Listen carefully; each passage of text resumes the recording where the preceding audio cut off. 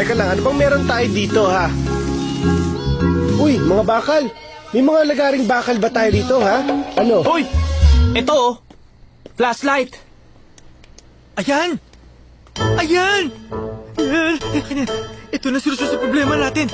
Halika kayo, baka may makarinig sa atin. Bubuksan natin yung flashlight. Tapos, ang liwanag dito, ang tutulayan natin papunta doon sa kabilang building. Tapos... Uy!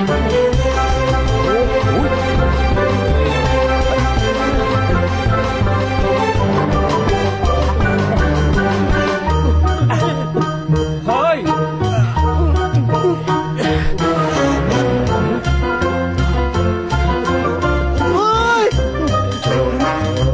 Uy! What? Oh?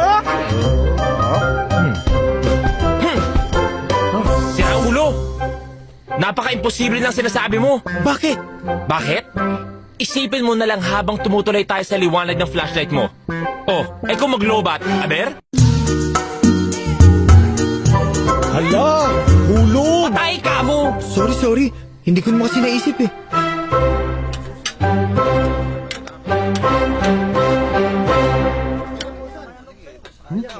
Teka, anong ulam to? Pinakbet! Bakit walang okra? Talaga walang okra! Hindi pwedeng magpinakbit pag walang okra.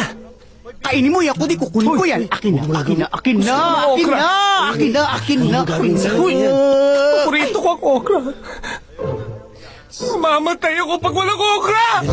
Hoy, ikaw okray ka? Pwede ba lagyan mo na ng okray ang pinakbit mo? Eh, so wala kang okra! Ba't kulay sa kalabasan ng berde at kawain mo yung loob ng kalabasan para magmukhang okra? Ay, naku! Nakikiusap kami. Wala na nga okra sa kantang bahay ko. Bumalik ba sa luto nyo? Wala. Mga saraulo kayo? Eh, ano nga gagawin sa wala kang okra? Wala kang okra! Wala kang okra! Magkakamatay tayo nito. Kailangan namin ng okra. Paglaban ng karapatan ng okra. Okra! Okra! Sunog! Sunog!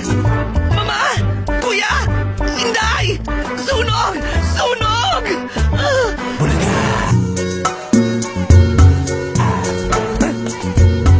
Anong bulaga? Di ba dapat showtime? Pwede rin yan. At sino ka naman?